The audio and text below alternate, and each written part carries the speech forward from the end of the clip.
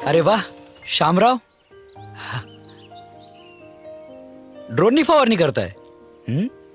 शामराव, तुम्हाला असं ड्रोननी फवारणी करताना बघून मला खूप भारी वाटलं. काय विजयराव, बदलत्या काळानुसार आपल्या शेतकऱ्यांनी पण बदलायला नको? अगदी बरोबर. पण कुठलं खत वापरतो आपण फवारणीसाठी? तेच ते आपलं नेहमीचं, जे फवारणीसाठी वापरतो. हे नेहमीच. शामराव, इथेच तर चुकतंय. हे बघा शामराव, टेक्नॉलॉजी तर आपल्याकडे आलेली आहे, पण त्याचा योग्य वापर कसा करायचा हे आपल्याला कळत नाही. आता तुम्ही जे खत वापरताय फवारणीसाठी, ते मुळात ड्रोन फवारणीसाठी बनलेलंच नाहीये. खत तर खत आहे, काय फरक पडतो? काय फरक पडतो? फरक पडतो शामराव. फरक हा उडणाऱ्या थेंबांमध्ये नाहीये, फरक तंत्रज्ञानांमध्ये.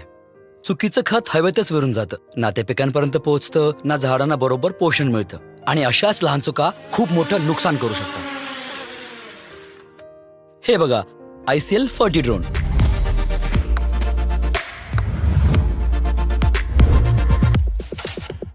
हे भारताचं पहिलं असं खत जे खास ड्रोन फवारणीसाठीच बनवलंय, जे इस्रायलच्या अद्ययावत तंत्रज्ञानाने तयार झालेलं आहे. स्पेसिफिक ग्रॅव्हिटी, योग्य घनता आणि फायटोटॉक्सिसिटी यामुळे याचा पानांवरती विपरीत परिणाम दिसत नाही, आणि यामुळेच हे हवेमध्ये उडून जात नाही. याउलट ते पानांवर पडतं आणि तिथेच चिटकून राहतं.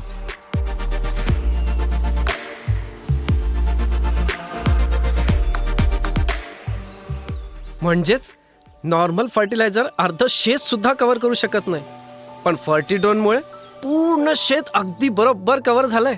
हाच तर खूप मोठा फरक आहे शामराव. जिथे नॉर्मल स्प्रेडला 200 ते 300 लिटर पाणी लागतं प्रति एकर, तिथे ICL फर्टी ड्रोन तोच परिणाम 10 ते 20 लिटर मध्ये देतो, आणि तोही 20% पर्यंतच्या तीव्रतेने या खताची फवारणी करून देऊ शकतो. ICL फर्टी ड्रोन हे आहे लगेच पाण्यात विरघळणारं उच्च दर्जाचं खत, ज्यामध्ये आहे phosphorus, potassium, manganese, boron, zinc, जे पिकांना उत्तम बळ देतं. आता कळलं विजयराव, ड्रोन स्प्रेइंग स्मार्ट तेव्हाच होणार जेव्हा खतही स्मार्ट असेल. आणि खरं खत म्हणजे ICL फर्टी ड्रोन. चला, बदलूयात फवारणीचा दृष्टिकोन, वापरूयात फक्त ICL फर्टी ड्रोन.